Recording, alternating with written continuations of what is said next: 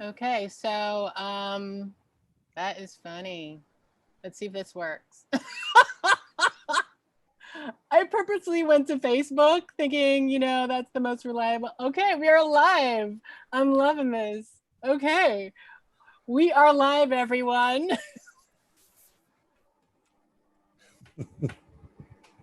So how about we do this? I'm going to go ahead and post our presence on YouTube. Can you guys hear what I just did? I'm going to do something. Yes. Lord have mercy on me. Okay, so go ahead, everyone. Sergey, can you do the intros? Because can you hear the reverberation? You can hear the YouTube on this as well? Okay. Hold on. Lord of mercy.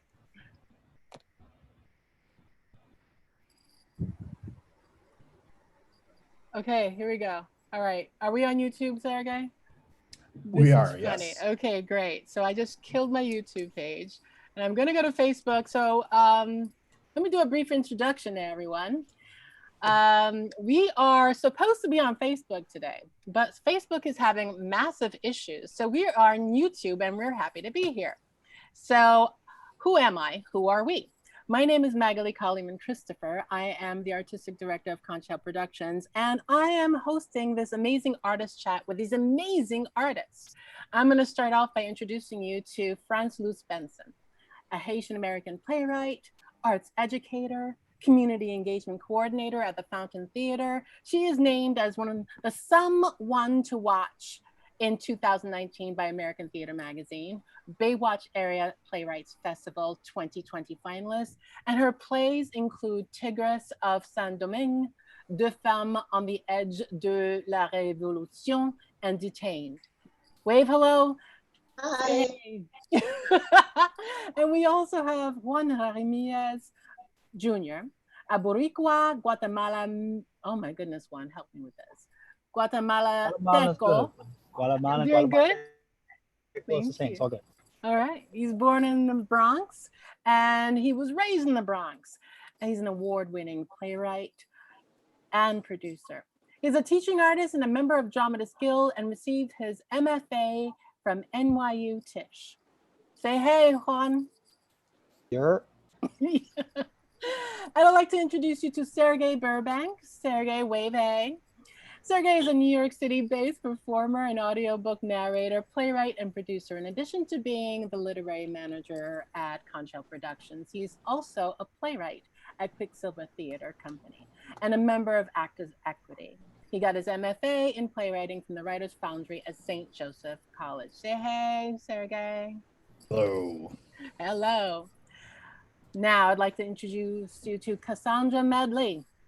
Cassandra Medley is one of the reasons why I'm hosting this conversation, because we were having this awesome conversation last Friday. She's like, we need to do this. We need to have this conversation with the community. I'm like, you're right. We need to.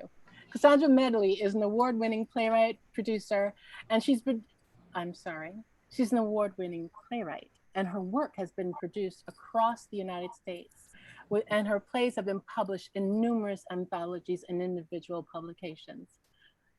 I introduce you to Cassandra Medley. Wave hey, Cassandra. Hey.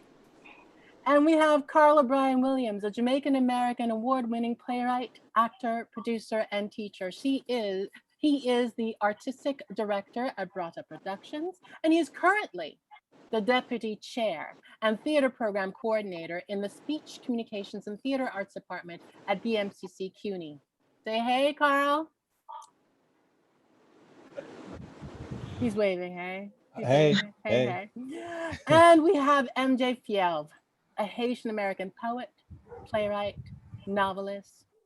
This amazing woman was born in Haiti. She moved to US in 2002. And if you've never heard of the Badass Black Girl website, you need to check it out. Say hey, MJ. Hey. So as you may know, the topic for tonight is redefining, unearthing, and unveiling Caribbean American and international theater artists of color. Huge, huge topic. Huge. But we're going to chip away at it slowly and truly. So I want to throw out a question to everyone. And it's about the Caribbean and the American culture. How does the Caribbean and the American culture influence you as an artist? How does it influence your artistic voice? I'd like to open that up to MJ Fiat. Well, I moved to the United States when I was 21, and that was about 19 years ago. So I feel that I spent half my life in the Caribbean, half my life in the US. And I have to admit that at first, that whole idea of intersectionality was really weird to me. I had a hard time embracing a new culture while also trying to maintain my Haitian culture intact. So at first, I think that I kind of walked away from everything that linked me to Haiti, but only at first. Maybe for a couple of years, I really focused on trying to find out who I was now that I was away from everything I knew, trying to figure out who I was as a writer in the United States. So I guess that I was really influenced by the idea of finding myself. So a lot of my writing in English has been about figuring out who I am as a Haitian American, who I am as a woman, and also how to navigate through all those different aspects, well, from one aspect of myself to another. So that's the influence that moving from the Caribbean has had. When I think about my writing now, which I'm hoping is way more mature than 18 years ago, I think that I've gone back to the source, gone back to really acknowledge that although I am away from the Caribbean, I am very, very Caribbean, and acknowledging the fact that this force, the Caribbean is this force that will always permeate my work. And I'm extremely lucky for having that in my life. And at the same time, I am influenced by the Black experience in the US, which is different from the Black experience in the Caribbean. And I'm sure we can talk a little bit more about that later, but that's where I am right now, kind of making it all fit together, and it's awesome. I love where it takes me when I start writing. Beautiful. So let me ask you a question. Carl, Cassandra, Juan, and Franz Luz, you teach you've taught in various universities, interacted with various students who have come from the Caribbean, who have wanted to be playwrights. How have you felt that what MJ shared about her experience with finding her voice was resonating in the students that you have who come from different countries or in America who are finding their voice in an American institution? I mean, university, I don't mean be specific, educational facility in an educational environment where there are rules of how you write and rules of what is the voice. How have they resonated with these rules that are American? I can start. Can you hear me? Yeah, absolutely. Franz Luz. So first of all, many of the students that I've taught are not Caribbean. I have had Caribbean students, but I think especially in programs where I taught creative writing or playwriting, they were majority white.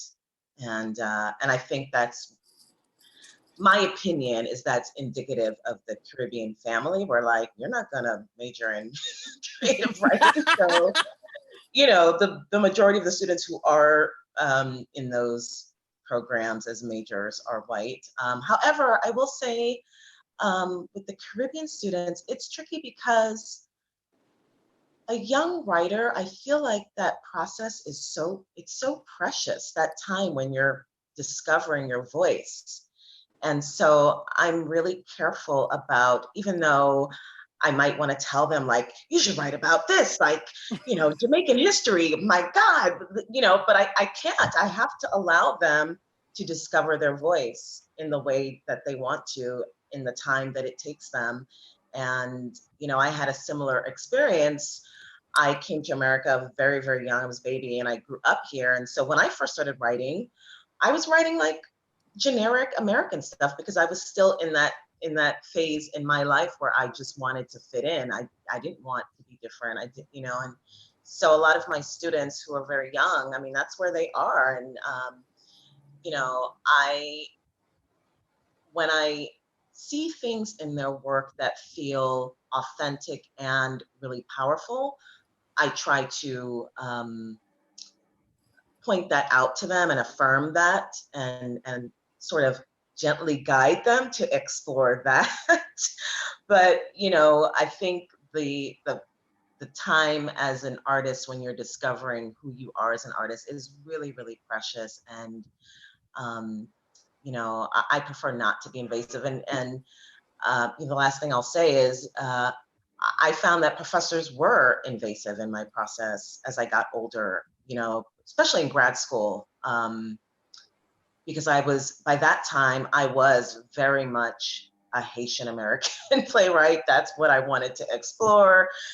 Those are the stories I wanted to tell. And I did have not a lot, but I had professors suggest that I don't do that because I won't get produced and blah, blah, blah, blah. So I think I tried to just avoid suggesting or telling or being prescriptive about what my students want to explore. Cassandra, Carl? Yes, my students, I want them to explore what they have to say and how genuinely they can tap into that. I also, though, have the pleasure of teaching plays that I think teach important technique.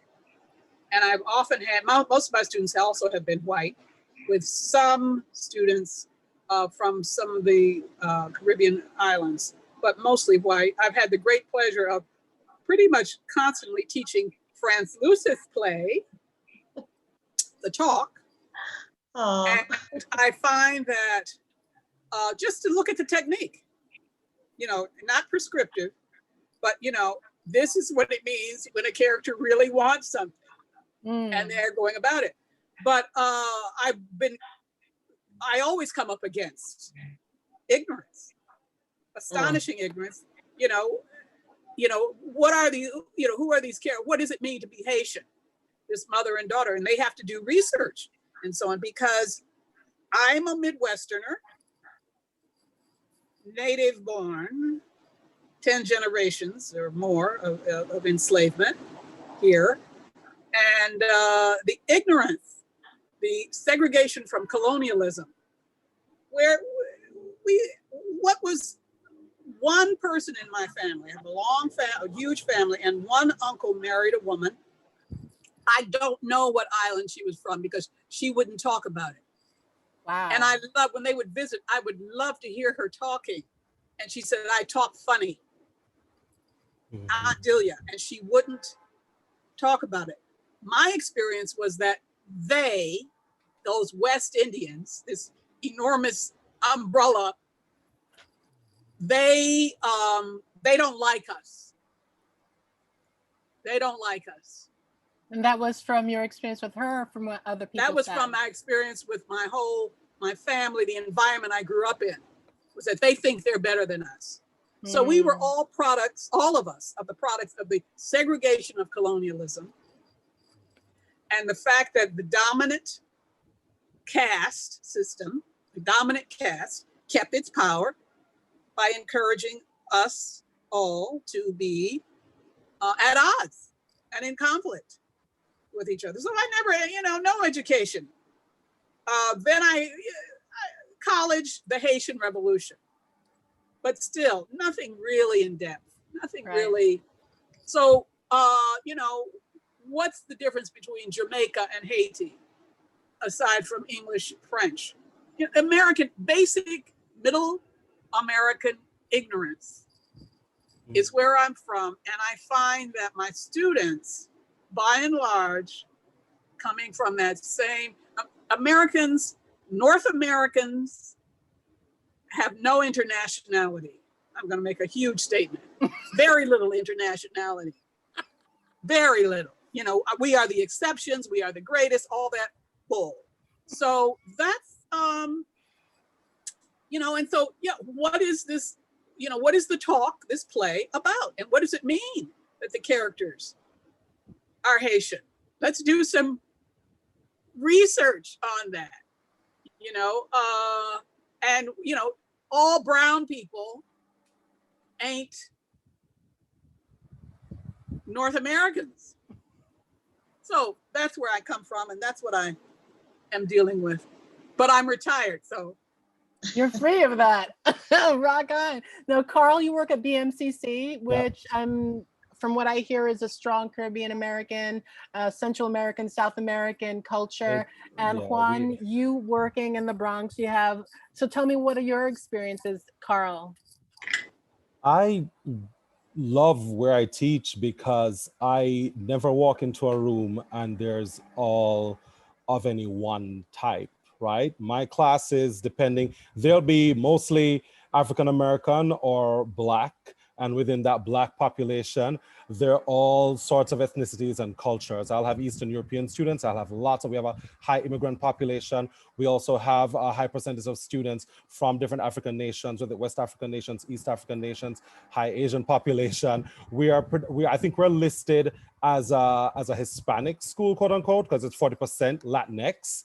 So it's been fantastic. It's been a fantastic challenge for me teaching theater there, because for me, a lot of my students don't necessarily come in wanting to be playwrights. They'll do a playwriting course because it's one of the choices that they have to do as they pursue the theater major, right?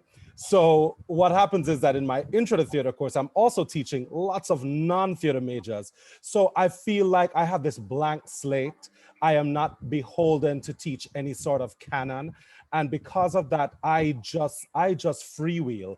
I bring in the plays, which is a lot more work for me, but I tend to start day one, looking at my class, getting them to talk about their stories, where they're from. And that's when I choose the plays, because I'm like, great, we are going to have some stories reflective of everybody in the room.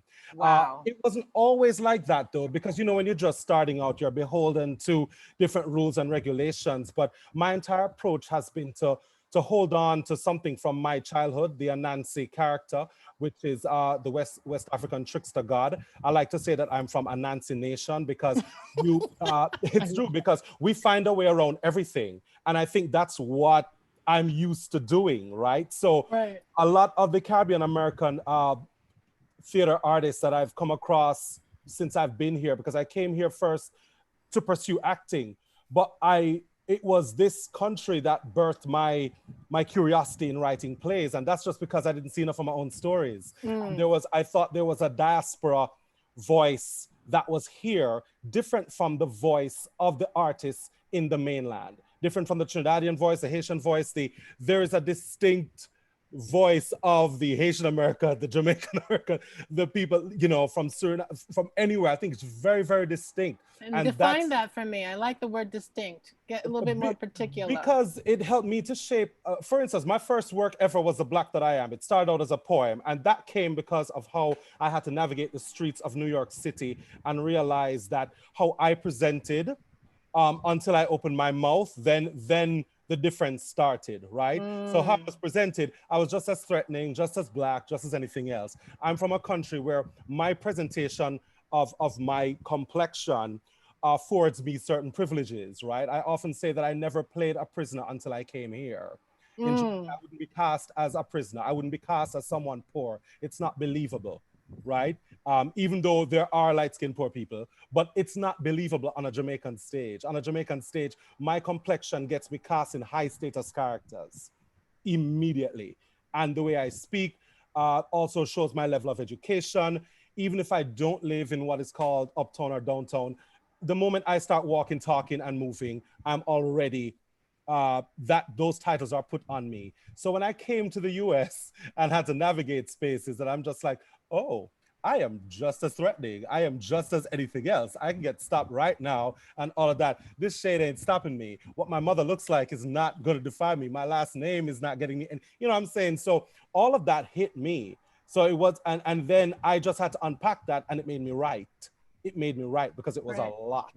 And talking to different people and figuring out the divisions, like what Cassandra said, like, you know, all these divisions with, and I'm just like, what are these divisions? It's just cotton and cane. That's really it. Like, it's, you know, like it's funny how when you think that because you're lighter skin and you're in the great house, like you have to put on that it's better, when it's just like, who told you that? Like, it's just as bad. But apparently you can't let people know that it's that bad, because what do we have to aspire to? We want to get to the great house. We want to get to the plantation. You know, we want the house, but it's what goes on inside that house. It ain't that much better, but we still have to do that. So I think, you know, that voice is a voice that is here.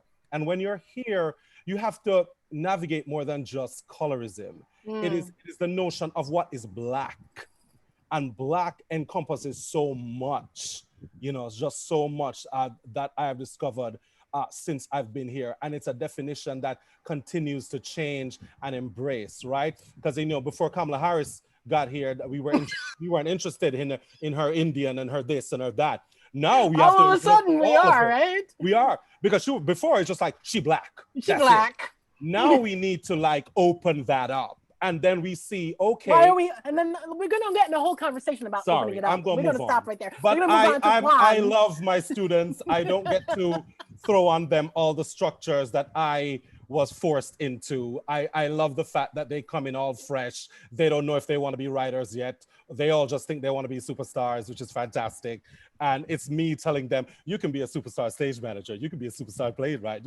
There's a whole world of theater where you can superstar in and actually get paid. Get paid.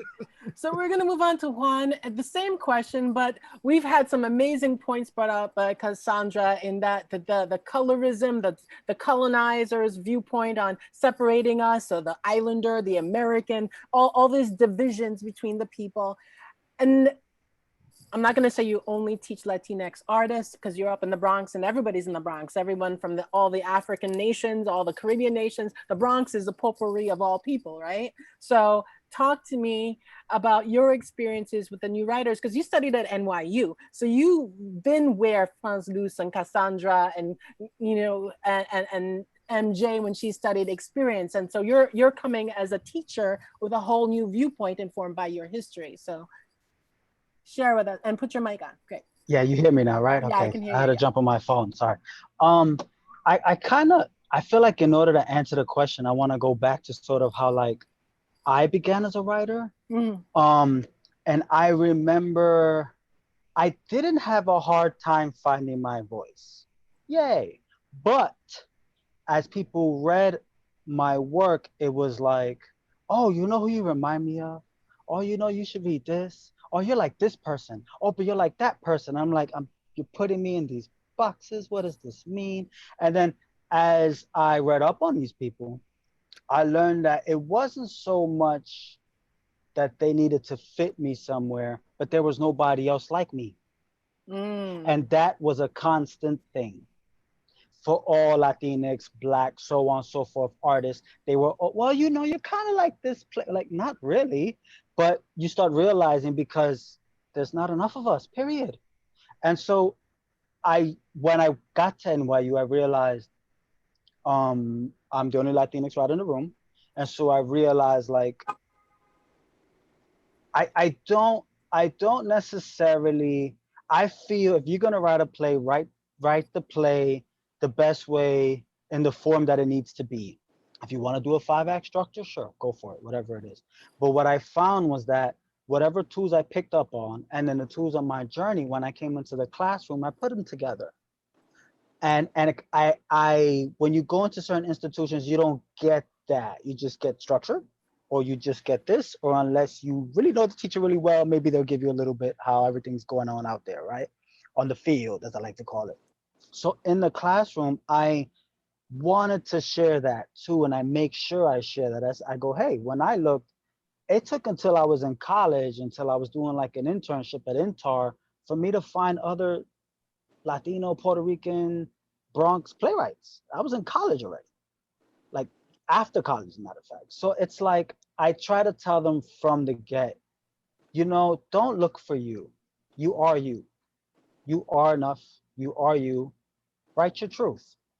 And there's something that I find in the Bronx.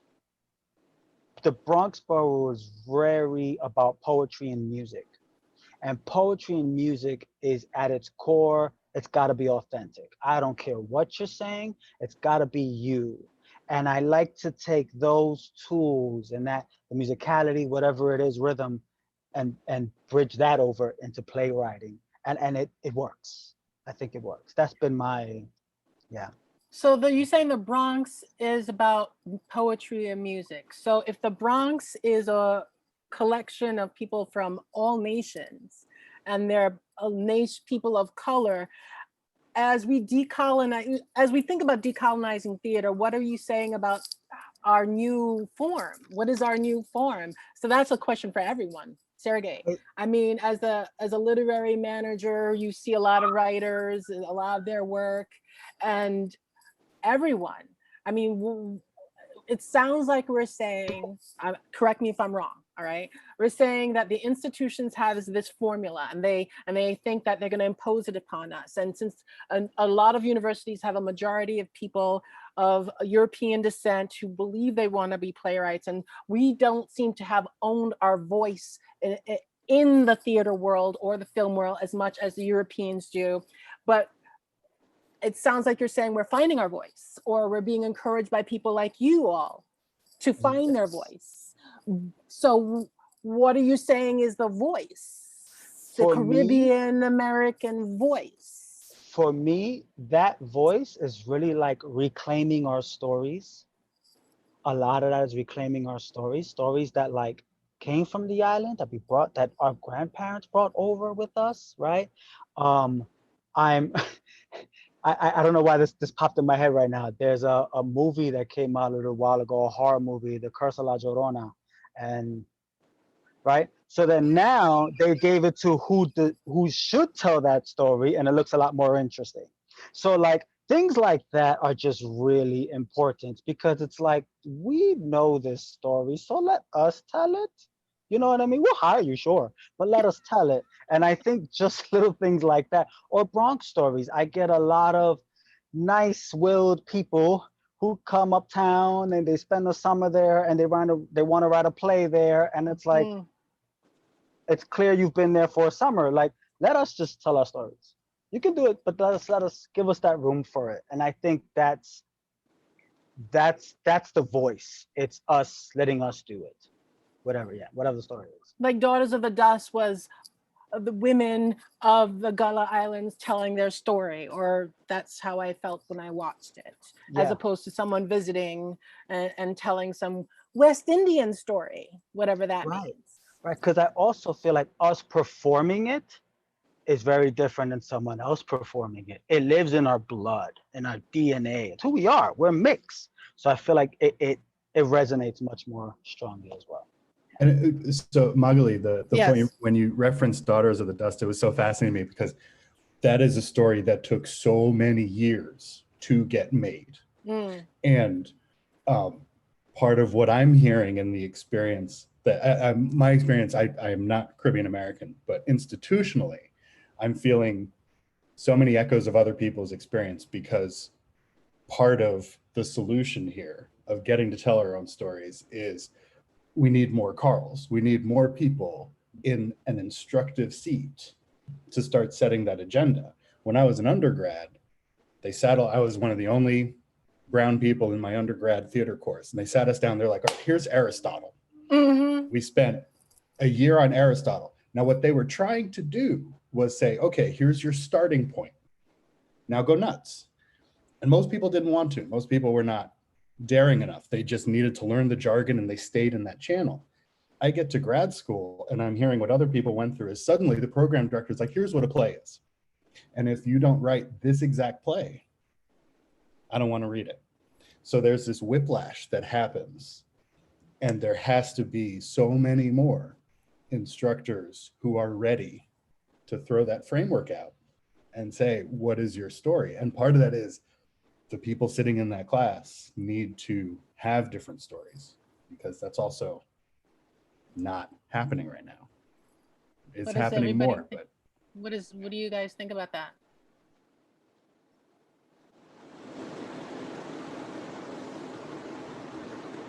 I mean, because apparently, based on what you shared, Cassandra, and Franz Luz shared, your classes were filled with people who weren't of the diaspora, weren't of color.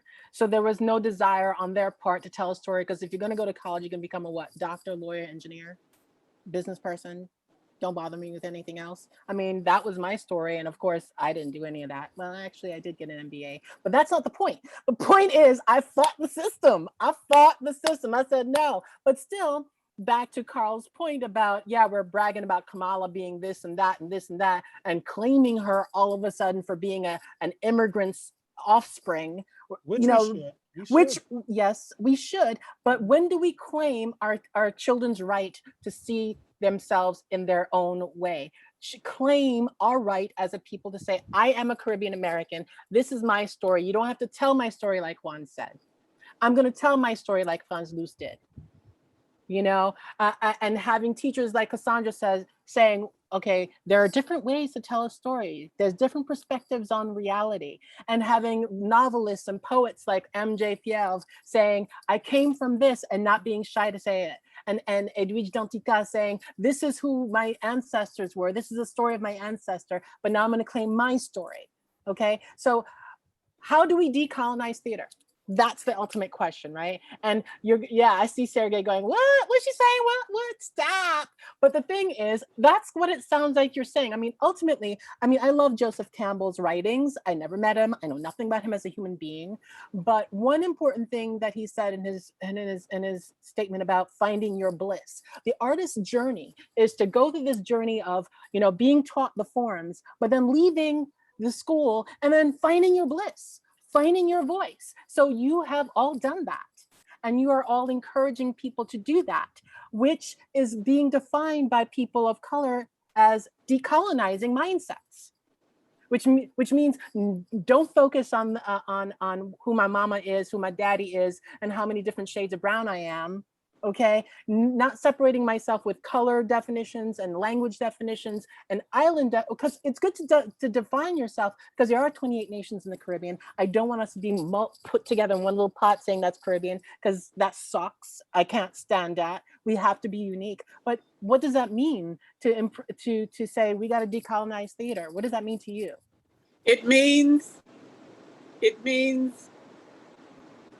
every single writer, actor, director, from the experience, giving us their experience.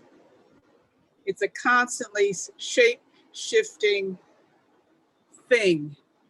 And one of the things that we're all faced with right now is this extreme nativism that has taken over the North American United States. Define that. I mean that the utter contempt, the open contempt for the immigrant. The open, and basically it's taken over a lot of Europe as it is, So this barring the gates, not only barring the gates, but one of the latest sin, the latest of all these sins, we have 700, as far as, it's probably more, children who are separated from their parents and they're in the ether. Children from South America, children from the islands, children from Africa, That is what we're standing on. That sin, that horror, they're somewhere. Where are they? And, the repetition of separating children from their parents, which had happened all during enslavement and so on. So, there is a plenitude to write about.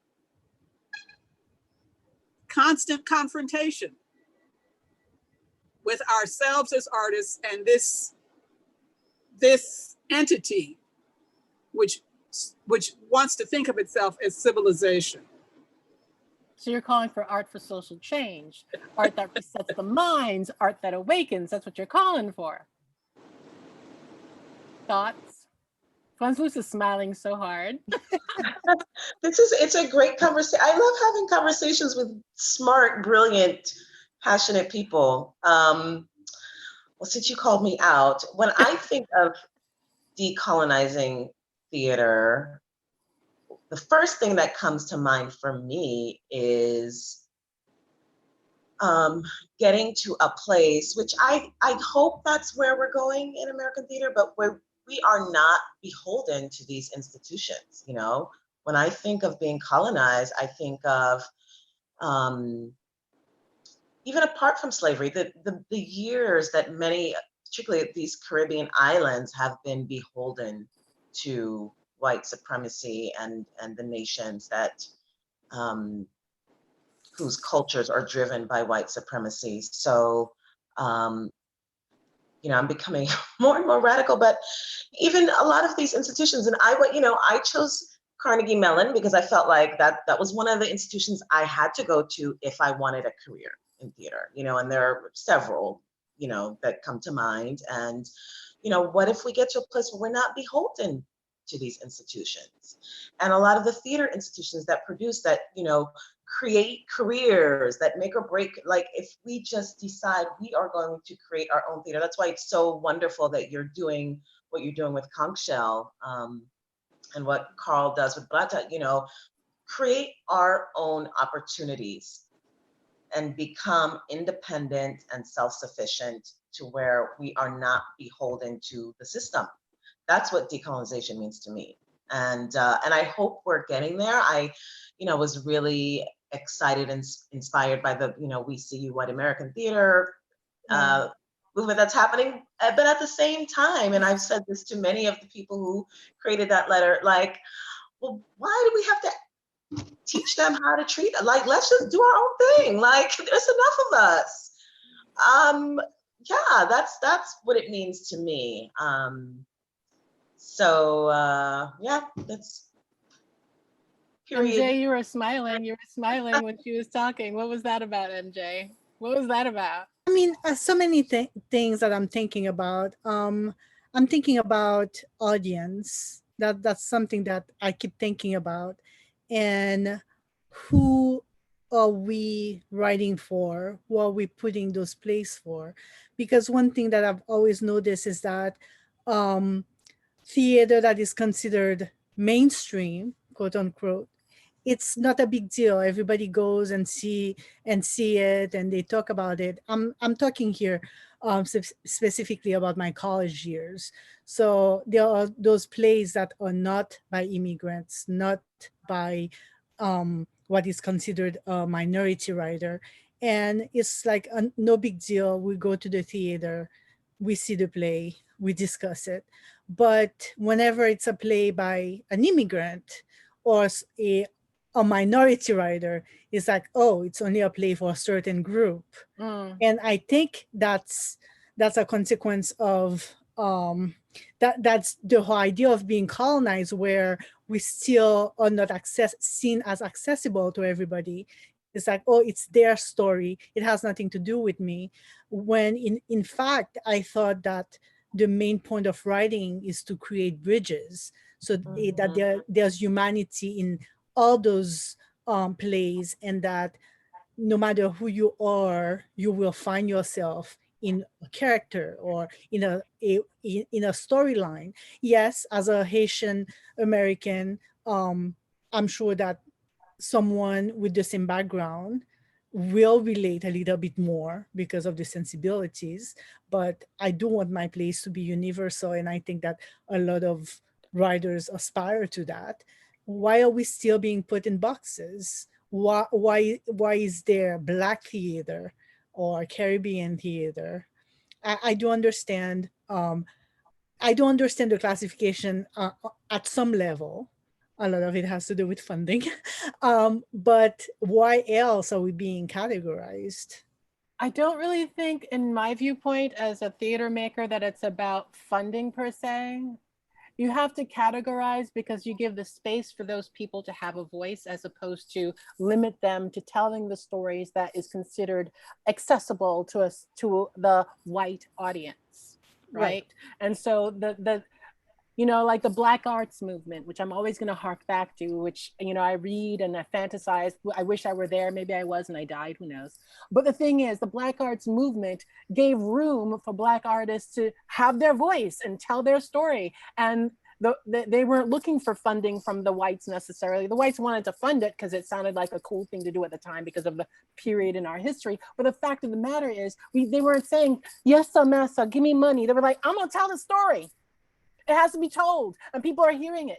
And that was lost with this impression of, oh yeah, we're gonna let you into our doors and you can tell your story in the black box. And aren't we nice to you? We don't need permission to tell stories that are truly universal, which, okay, I'm gonna fall back into the whole Hollywood, which is what Black Panther proved, the whatever that means. But we're telling stories that are universal with cultural specificity. Like everybody else. I'm sorry. Everybody's telling culturally specific stories. Just because I'm not Jewish does not mean I'm not going to watch Schindler's List. But everybody saw it. Okay? Just because I'm not Italian, I'm not going to watch doesn't mean I'm not going to watch Bronx Tales. Or, you know, whatever other project is out there. Because I want to see a story about human beings. So we are still human beings who are brown, who have a specific viewpoint. And it's not from Europe. And that's why I was putting the mainstream, the mainstream in air quotes, because yes, they're all telling us about a specific culture, but yet they're considered to be part of the universal story. But it's like, oh, well, black story, you go there. But what we have to do is just simply own our cultural specificity. And they're going to be hung up on the shades of brown that we are. That's their problem. And we are all culturally specific. I'm sorry, the story that someone tells who lives in the Bronx is different from the story that someone tells that lives in Texas. And all your different shades, you know, that becomes even more specific. So, you know, the whole emphasis on the Caribbean American voice is simply saying, don't just tell me I am the color of my skin. We don't tell you that. You get to be Polish American, you get to be Italian American, you get to be all these different nations, and we can't? Yes, we can. Yes, we can. And I think that, for me, that's the decolonizing of theater, of declaring, you're not gonna judge me based on my melanation. I'm talking about what it means to be human with these cultural references. And I think this is the moment that we're in, and it's something that Cassandra was talking about earlier. There is a wider crisis that we're all living through. Oh yeah. And part of it is that it has I'm going to steal this language because I love it, but on the North American continent, we are now at the point where we have to literally excise enormous parts of our current and our past in order for a certain segment of this country to claim any kind of cohesive culture. Like it now has to be that we are pretending that, and some of the people who are being carved out of that story aren't even noticeably brown, but it's just it is narrowing and narrowing and narrowing to create a false universal.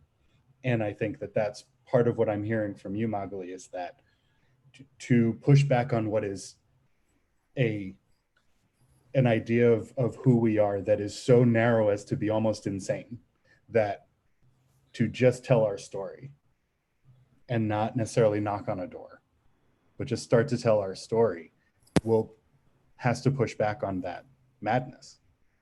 How do they do that, Juan? How do they do that, Carl? How do they do that, everyone? But you see, the thing is with colonization is that a lot of people are not aware about because in order to decolonize something, you have to be aware that you are colonized. Like, people have been doing this work forever. There's been work produced, right? But it always seems to kind of slip in. And then once it slips in, it's like people realize the power and the danger of that. So Ntozake Shange didn't just, like, you know, how did she just disappear? She came with this great, fantastic work that was rooted in ritual and then made everybody feel something. And it was just like, and then we quote it. And then I walk into a class and there are people who've never heard of her. And then when I realize that, I'm just like, okay, well, I'm throwing out what I thought I was going to do, and let's just focus on because every time you have this, and then even I remember the first time I even found out about Paul Robeson, I was 27 years of age at the Royal Academy of Dramatic Art, and my reason for even going there was because of my colonized brain. There are other people that were teaching me about acting and about my art from my own country, but somehow I needed to follow everybody else and go to England because that's who colonized us. So they're at the seat of higher learning and how they speak. And now I find myself rejecting every single thing. I want my ring games. I want to speak my patois. I want to put this thing front and center. And I'm not the first one. You know, there was echo in the bone. There's Errol John. Even as problematic as Walcott is, all these people have inserted their culture over and over again into these European structures. And what I love about Ntozake Shange and George C. Wolfe is just like, I don't see a European structure when I watch For Colored Girls. No. And I am sorry I was not around to catch the original, because I keep hearing everybody talking about it like it was the thing. And I just want my ancestral body when I leave this earth to go back to that moment and be a part of those women in that ritual and doing that, because I saw that in my aunts, the women that I grew up with in Jamaica, in rural Jamaica, my family. You see that in the washing of clothes, in the putting it out by the river. You hear the songs, you hear that. And all of that is theater to me. One of the things I love to do when I go back to Jamaica, can't do it now, but is jump on a bus and ride it all the way down to downtown just to listen to the conversations of the people, go in the market, just be there, just listen, because that is the theater. We're very dramatic people. And when I go to Barbados, there's similar things, but it's different and it's beautiful. There's something about that we want to replicate on a stage, and people have done it and people have seen the power, and then it's like it's hidden. If we really search, like all of a sudden now we're interested in the Blacks, we're interested in Leroy Brown, Amira Baraka again. We're interested because now we can do it, right? Because Netflix looks like it's Black History Month all over again, which thank you Netflix for that. But we've just kind of hid people. All these wonderful artists, we find a way to hide them. And then, so there are people coming up now who probably think, I'm creating this brand new thing. It's called Ritual and it's called Blackness. And I'm now going to put it on the stage. And you want to encourage them, right? But then you also want to say, hey, guess what? There's a whole canon that disappeared, that didn't get that because of colonization. So that, for me, decolonization is it's a little bit of Sankofa, right? Kind of going back to see what was done before and giving that the levity. So, we don't start with the Greeks, we start with the Egyptians. When you're doing Shakespeare, you look at the Mexican women, my colleague Daphne Seeker, I have to thank her for this because she told me about that. Look at the Mexican women who are writing at the time of Shakespeare. So you don't have to throw away George Bernard Shaw, but who else was writing around the world? Who else was doing theater at the time he was doing it? And put it there. Find a way. If when I do Waiting for Godot, I also do Nantonette Passover because it's deeply linked. And then I just move away from Waiting for Godot because I really want them to get to Passover. Right? And make that connection about two people on your block sitting down trying to get off a block and can't get off a damn block, and why they can't get off a damn block. What's the name of the playwright again? Because everybody's going to be writing this down when they're watching. Oh, Nantonette Nwanda, Passover. Okay. It was at Lincoln Center. Yeah, I saw that. You know what I'm saying? Yes, it's depressing, but that's what we're in right now, a reckoning with ourselves, a reckoning with this country. And, the decolonizing has to start there from day one, how we position theater history, how we position the artists that we speak about. When we talk about, BIPOC, indigenous, like this is native land. What were these people doing? These people were big in art and history. And as for, how did these four white dead guys get to be the end and be all of what is considered theater structure? When, the women have been like talking to us like forever, and just being like ignored. So we have to stop that. Yeah. I feel like you're ready to say something, Juan. Go, go, go. It's so great because I was like, I'm going through what I'm absorbing the idea of like, how do I, what does decolonize theater mean? And especially lately, and Franz Luz had a very great article today that I read Really? about this transition of time, and like I'll let her talk about that. I don't want to take a plug, but I didn't see it, so share it with me. I'll let her talk about it. But sort of like this transition period we're in, and for me, I think a lot of this comes down to what's my self-worth? What's all of our self-worth, right? That makes us wake up every day to continue this fight and remind us who we are and who we can be, and share that with each other. The things you do, like the thing you did last month, like this constant, like, let's go at it and let's share. And I think we were talking about Picasso, right? I think we were talking about Picasso on the phone. I think yes. And there's this story that I love about him for how whatever kind of person he was. And who knows, maybe half of it is true, but he was walking on the streets of Spain. This woman comes up to him. Oh my God, you're Picasso. Can you please do this sketch of me? And he's like, yeah, sure. She gives him this napkin. He knocks out this sketch in 5 minutes, passes to her. And then she's like, oh, thank you. And he goes, okay, $20,000. And she's like, $20,000, but it took you 5 minutes. And she's like, yeah, but it took me my whole life to do it in 5 minutes. And so the idea is like, what is our self-worth? Every day we are working, every day we are putting a new experience into our new work. And I think that's how I'm working to decolonize theater. It's continue to remind myself who I am and embracing others. Yeah. Thank you. I know, Carl, Cassandra, Franz Luz, MJ, you guys. Well, one thing is, this is so new.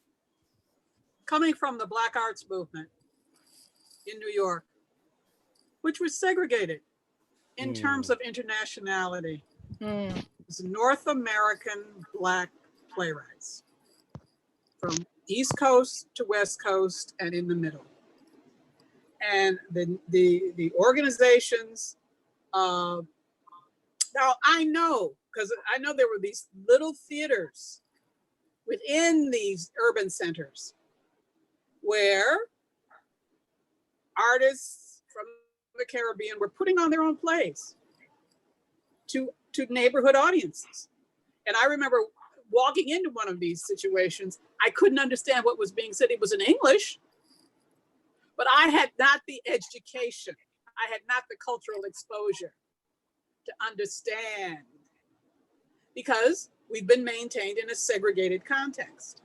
So what I want to see is the internationality of people, of writers and directors of color, producers of color, intersecting and getting to just, if we had a week, I'd love a week conference where you meet people. We don't know our stories because, so many North American, African Americans and Latino Americans think that this is it. And that's good, gets me back to our horrific nativism. So that the other are these people from Peru, Guatemala, they're the other. No, they're not the other. And this whole thing of America, just using the word Americans, excuse me, there's South America, there's Central, but so this is so new. We have to meet each other. I know too many. I am my professional contacts who I love, but they are North American, African American, and Latino American playwrights and directors. Really, I want to change that, and I certainly for this upcoming generation, we do not have an international perspective. And so that's, a big problem. I know for myself, I thank my international experience. I received a grant to go to Great Britain to research the works of writers. I said of color. I did not know I was using the wrong term.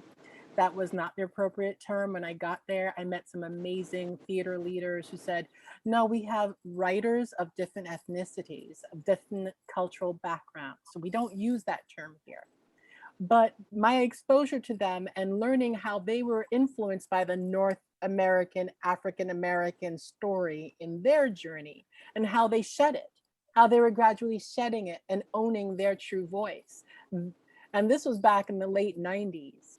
And I think writers like Winsome Panoke, who was a Jamaican Brit whose work taught me, wait a minute, I can reference my Caribbean heritage as I speak about being an American, because she was referencing her Jamaican heritage in her work as a Brit. And the influence of, and there were Nigerian writers who were doing the same, Nigerian Brits, not John Nigerian, they were Nigerian Brits, referencing the influence of their culture in their reality as a Brit. And I was like, so what I've been thinking has been done? There's nothing new under the sun? And so I felt empowered by going to Great Britain and meeting these theater leaders and meeting these writers, Pakistani Brits and Brits from European Brit writers and writers of different nations that were colonized by the Brits, coming to Great Britain and telling their stories in their unique way, and me realizing I didn't have that in America. I didn't have that in the place where they got their inspiration to know people of color can tell their story. I didn't have that there.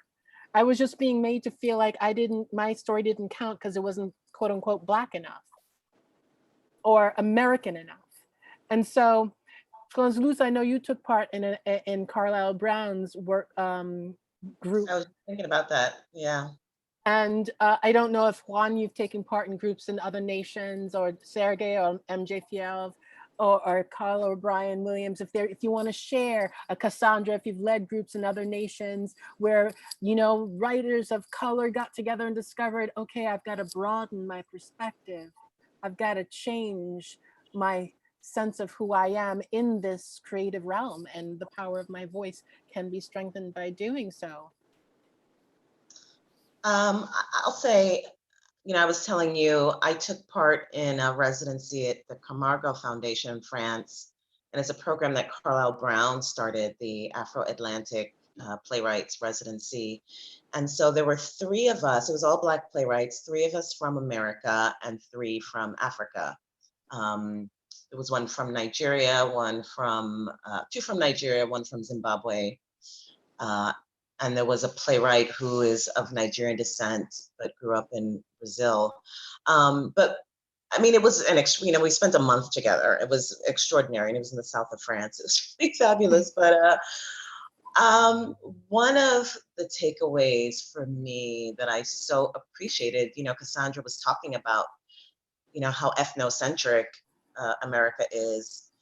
The playwrights from Africa, they were aware of American theater, but they were not influenced at all by American theater. It was like, okay. And their work was so rich and, as good as anything that's produced here in America. And the stories are human, and the humor is, there was nothing, we don't have all the answers in America. We are not the end all be all, and other countries don't think of us that way. They are happily creating great art that has nothing to do with, George Bernard Shaw or Ibsen, or, they're doing their own thing. And I really appreciated that. But I also appreciated how our work was in conversation with each other.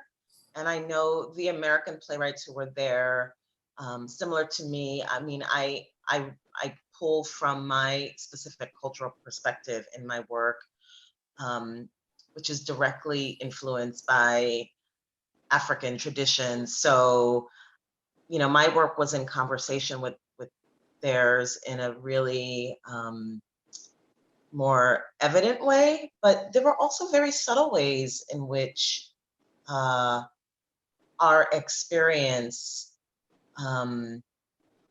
having been through the slave trade and having been displaced, were infused in our work. And there was one playwright in particular who she's brilliant, Zainab Ujala.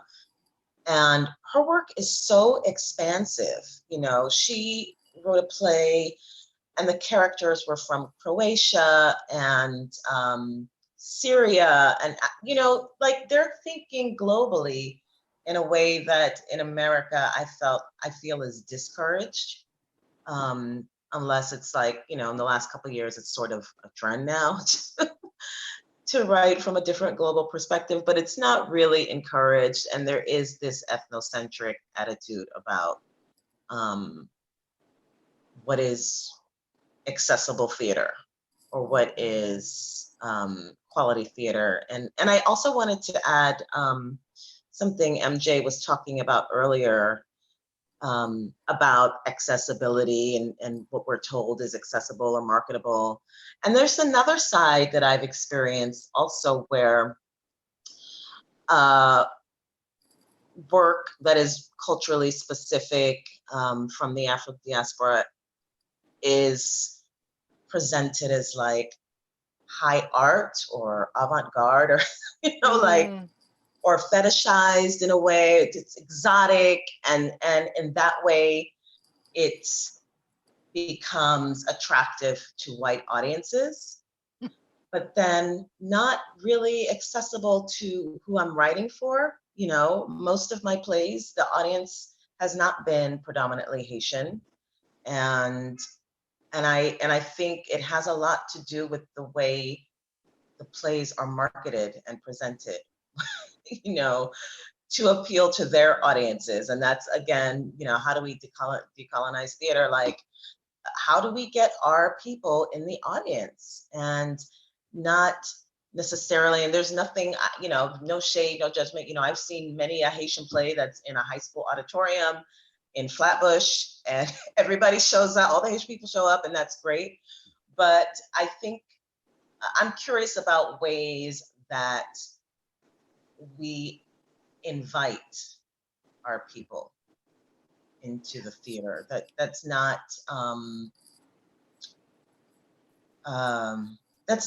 controlled by the white theaters, the white administration of these theaters, who are telling us, who are kind of defining our work in a way that they think their audiences will understand. At the same time, I also have to ask myself, what do our people feel about theater? You know what I mean? How do we alter the mindset of our people for them to have as high regard of the voice of the artist that inspires change as they are for the lawyer who inspires change, and for them to support our art form, not just because it's going to be in the church and therefore the church group is supporting it, but supporting it because this is our attempt to give them a platform to be heard or to be seen, and to give it an equal regard. It's not, it has to be regarded with high regard by ourselves before anyone else can adopt that mindset. And so those people who want to fetishize and tap us on the top of our head, isn't that cute that you did that? You know, they will be disempowered if we come in streams and say, this is the story I want to see.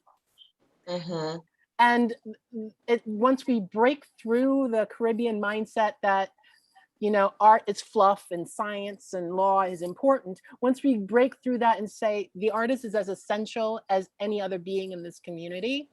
And if you really look at our history, it's the artist that gave us the spinal cord that we need, you know? And like in Cuba, after the revolution, they were trying to do away with Cuban music, and the people fought and say, no, I'm gonna do it secretly. And so finally the Cuban identity was allowed to come through because they said it was too African, too Black. But finally they had to admit, no, this is our story, this is our truth in our music.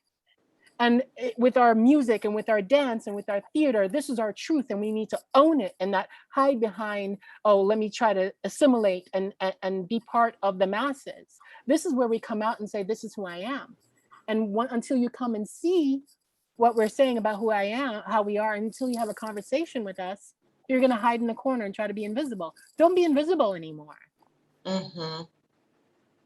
I feel like MJ, that, you were oh, sorry. saying. MJ, I'm go ahead. sorry, that's Oh, okay. sorry But our about lips that. are moving, but we could. No. Yes. hear I Oh, was her. that's fine. I was gonna say that the very idea of our people is also interesting, because when I think about my people, I have to think about categories, because the people that I left behind in Haiti have so many different expectations from what Yeah. they consider to be Haitian work.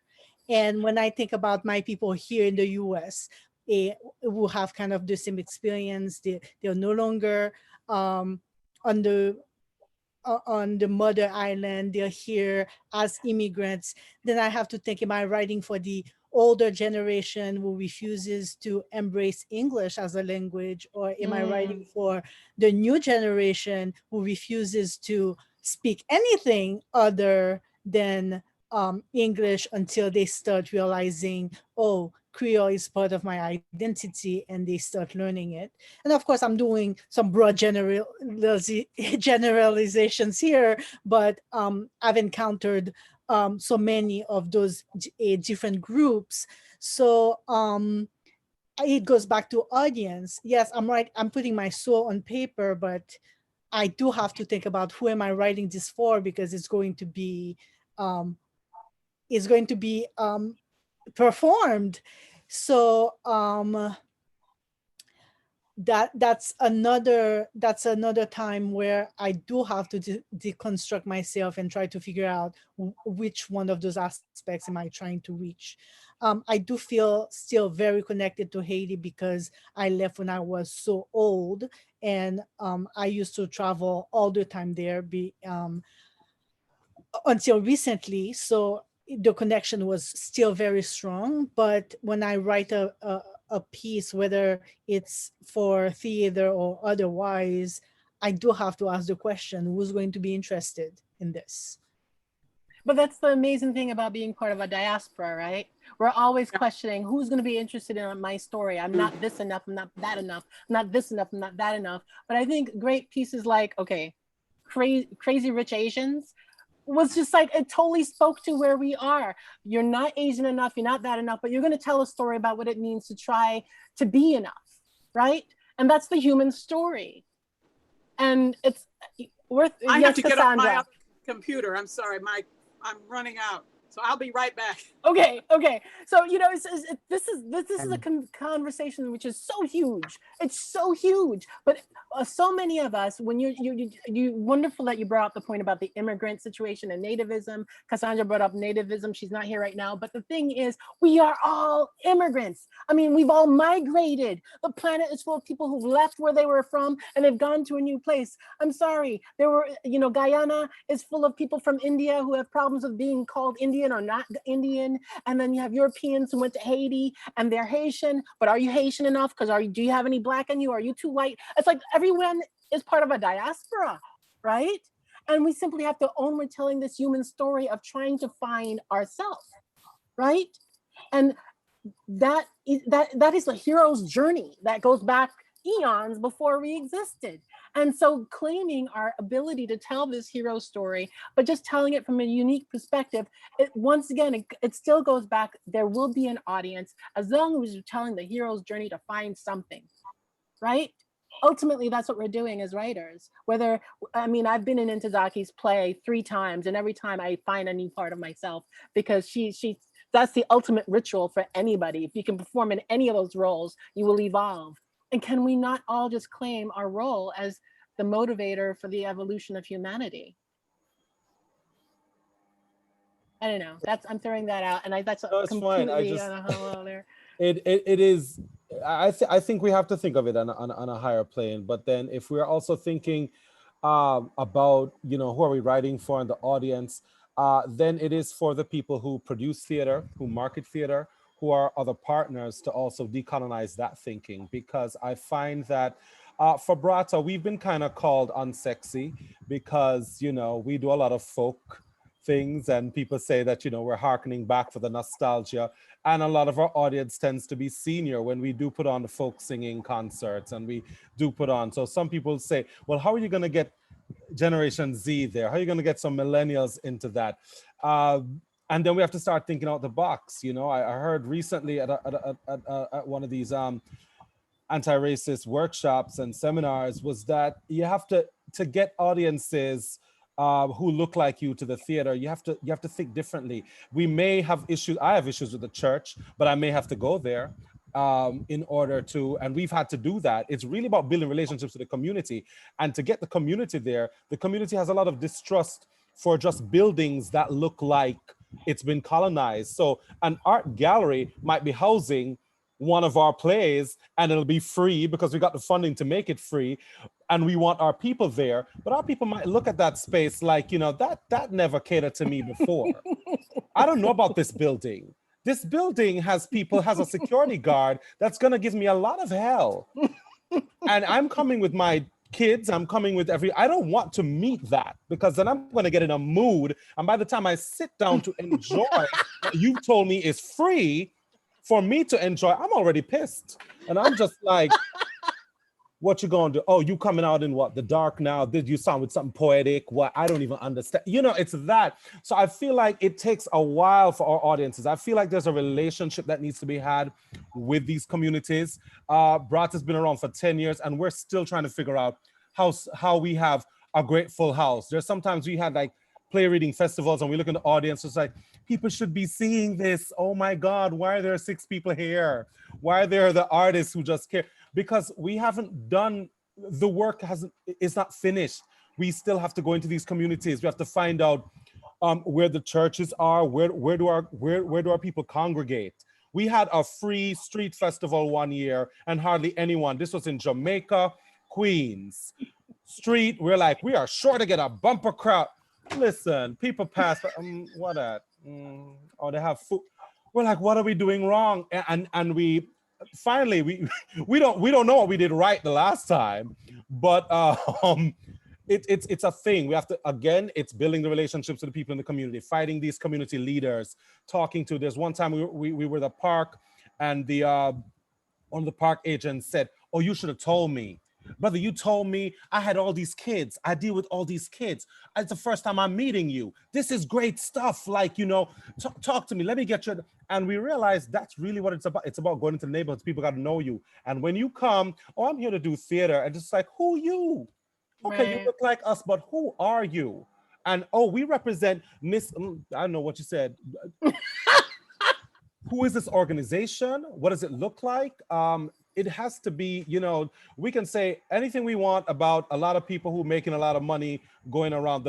Where I come from, some of the first theater people saw was called Roots Theater. And it was on the back of a truck, a trailer truck, right? And people came out because that was what the people wanted to see. And and sometimes I feel like our education does put us with this elitist distance. And we have to think about that distance and decolonize that, because we can't be wanting their money and them to support us. And then we're coming with, you know, I went to NYU too, and then I have to deal with when I go back home, immediately they smell New York on you. Okay. So there is this thing that you have to go through to realize, to get back in the national fold. You gotta like wrestle with the foreignness that you're now coming with, because they will hear it and they sniff it out and they're distrusting of it, and you can't say anything because they've had a lot of good reason to distrust anything coming with these colonial banners, you know. So I feel there's a lot of work to do with relationships in our communities, especially if we want them to come out in droves to support our work. And I know Chi-Chi's been doing, oh my God, she's been doing so much with Black Knights and, you know, Marsha Pendleton, and there are a lot of other people been doing this kind of work to get audience.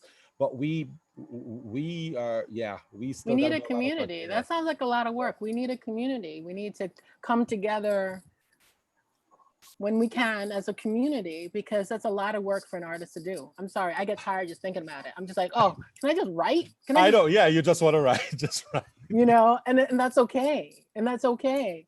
So let's have some closing thoughts from everyone. I know I told you all that this just be an hour conversation, but I'm loving this so much. And so I feel obliged to have a closing thought. Let's start with Cassandra, if you'd like. I think it's about issues. It's about issues that the community cares about. And when Carl was speaking, I was thinking about the early years of the North American Black nationalist movement. And I had people, my parents coming to theater. It was this whole thing of you got in an audience and you told it like it was. You told whites off. You told Blacks to get, their act together. People loved it.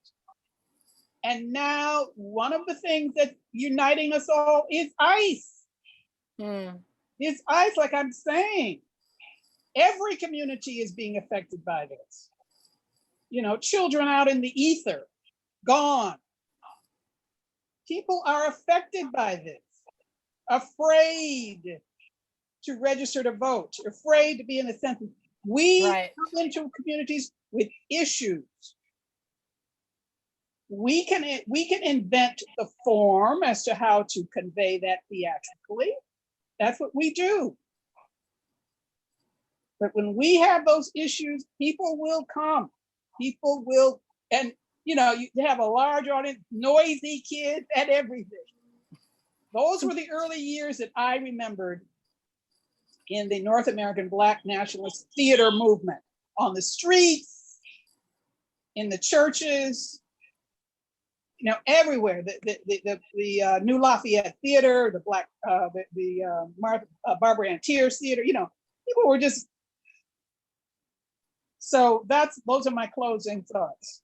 So it sounds like Zoom is like the streets right now, because we really can't get together. So Zoom is the streets for the voice of the artists who want to inspire change. What do you think of that, Cassandra? I think that Ernesto, what's his name? Abal, the Brazilian artist, who somebody help me.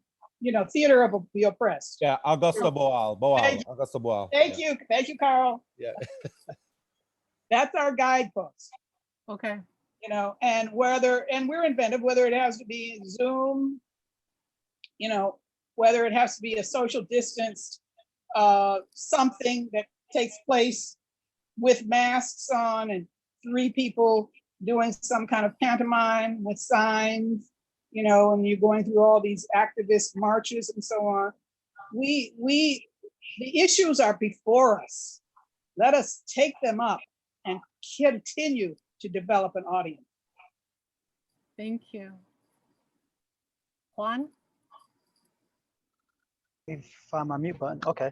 I'm always it's the same thing. It's like, keep that same energy. Don't forget whenever we go back and normal, whatever that is, don't forget us, don't forget each other, keep it going. It's easy. Soon they're gonna offer some nice checks. Hey, look, your BIPOC, help us. Don't forget. But I also think specifically about the Zoom. Yeah, there's nothing like live theater for sure. There's nothing will ever will be. It's how it's done that way for a reason. But I say, let's have this too. Let's do the Zoom too. I'm very let's embrace it all. I mean, TV expanded because of technology. So did film. Theater can too. Theater is not, separate from technology. So I'm all for it. I want to see all our stuff on Zoom and on theater. That's, yeah. Thank you. Franz Luz? So I have 2 things for my closing thought. I mean, my first is really a question, which y'all can call me later, because I'm asking for a friend, which is me. I'm honestly asking for, but is it possible, I love what Carl was saying about building relationships in our communities, and is it possible to exist in both worlds, for lack of a better way of, if the institution of theater right now, which we are reckoning with, is so systemic and leaning towards elitism. And so, grants, beget more grants, residents, so how do I, and I guess I'm asking for myself, how do I say, I don't care if I get the O'Neill, I don't care if I get, you know, Sundance, I don't care, you know, I want to build something that is not dependent on this institution. And I want to do it in a community where I feel home, where I feel like, you know, these are the people who I want to see my work. Like, can I exist in both worlds, or do I have to like say, okay, fuck y'all, bye, white American theater, I'm going over here. Like, how does that happen? And I guess it doesn't happen overnight. It's going to take years and years and a lot of work. And for me, if that's something that I want, it's going to take a lot of work on my part to make that happen. And then the last thing in closing is, we need to know our history, and I'm talking all of America, and history needs to be taught properly. And if history was taught properly, all of our voices, people would understand the value of all of our voices and how integral all of our stories are to America's story. And as dramatists, we have that opportunity to teach history. And, you know, I love Carl talking about looking at the past, but even in the present, you know, like I would teach all of your plays in my classes. And, you know, if we look at all of our work groups on this panel today, we will learn about the past, the present, and the future in all of our, it's all there in the text. So to me, it's really about, you know, knowing our history and the truth of our history. Thank you. Sergey. The drop of Theater of the Oppressed made me think about like how one of the objectives of that is to reflect to your audience, you know, their own existence, to distill the power structures that they cannot see because they're inside of it. And, you know, one of the things of this moment in our history is that everything had to come to a stop. And one of the things Juan was making me think of is after the initial panic of everything coming to a grinding halt, I was hearing conversations, especially among theater companies that didn't have mortgages, didn't have brick and mortar. And for all of their existence, that was a huge problem. That was an obstacle to the grants. That was an obstacle to the respectability. And it's like, well, they also have the least to lose now. And as we are re-entering whatever we are re-entering, there is a moment for us all to have stepped outside of whatever our lives were and to turn around and look at it and decide what is worthwhile, what is not, and how we want to step forward. And after the fear and the panic has subsided and these conversations are happening more and more, I think that there is this incredible opportunity for us to decolonize and rebuild in a much more compressed matter. This would have taken lifetimes. And I think we can rebuild something really powerfully, really rapidly. Thank you. And Jay? I'm just gonna say, those conversations, they need to keep happening. Those exchanges, the questioning of the purpose of what we do, of where to take our art, and who can help us answer those questions. Because I mean, it doesn't matter if you've been writing for a year or for 20 years, there are questions that you need to keep asking, and you need to ask them to smart people. And those conversations are important because it's such a lonely world sometimes. And being able to create that kind of network, I mean, it will be useful for everyone involved. Thank you. Carl? Well, for a long time, I fought going into education. For a long time, I fought going into the academy, and I'm here in administration. And I will say, because I wanted to just act and write. And one of the things that's been kind of freeing is the privilege and pleasure of working with students. So I just want to encourage everyone, to mentor someone. Because, you know, we start these wonderful projects and things, and then when we are gone, there's the continuity, there's a lapse. And I think sometimes that's why people don't know about the wonderful things that went on before, because those people have passed. And if the history is not being taught properly, there are all these gaps. So I really want to encourage people in this time to, and maybe you don't have a classroom in that space, but choose at least one person. It doesn't have to be someone that much younger than yourself. Just choose one person, or, you know, people that you can mentor. Of course, they have to be willing and all of that. But we do. That's another. Come here, I'm going to mentor you. But, you know, we've got to pass on something, and we have to make sure that it continues.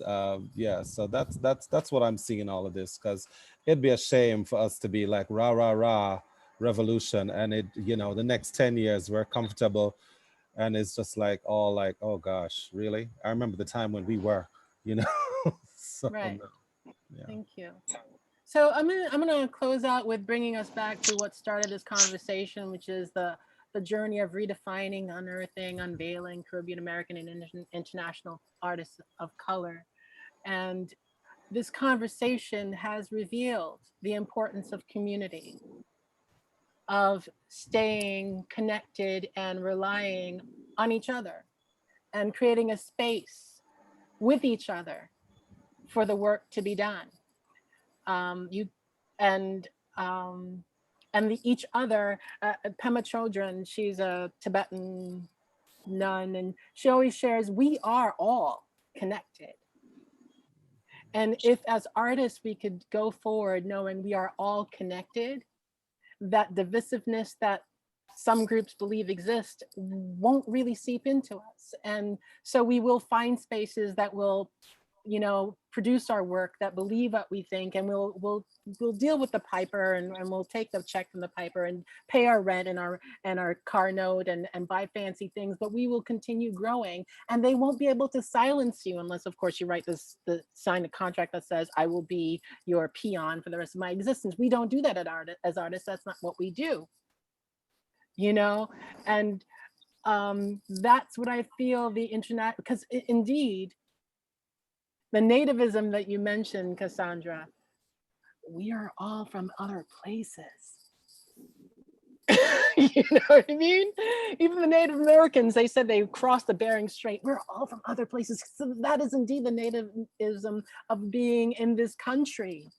And if we can stay together as a quote unquote BIPOC community and continue working together, I really feel we're gonna start answering the questions and having the history inform the future, because the future of the art form is indeed mentoring the young artists, is indeed being the example of what it means to own your voice.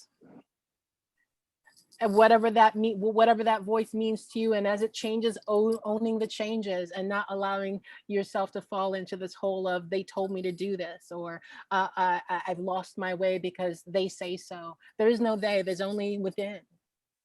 And I think that's what this conversation has revealed, that everyone here has gone within, and we're out here saying, I found something, and let's all see it. I really appreciate all of you for joining this conversation. It's not over, because, you know, Franz Luz said, call me. So everyone call her with an answer to her question, but the questions are still there to be answered. And, you know, as people turn to you or email you or Facebook you and say, I have this question about what you said, because nobody really joined in the conversation on YouTube because of our drastic switch to another platform, but they may be writing to you and saying, I thought this. And may you be the answer to their question. If we can do it, each one of us, then it's a ripple effect. Thank you. Thank you, Magaly. Thank you so much. Thank you. Thank you. Everybody. Thank you, everyone. Thank you, everyone watching. Thank you, Sergey. Thank you. Great to meet Be you safe. all. Great to Thank meet you, you all. Very good. Thank you, Cassandra. Thank you, Carl. Have a great night. Call me, everybody. We're gonna Will call do. you. We're gonna call you. Watch out.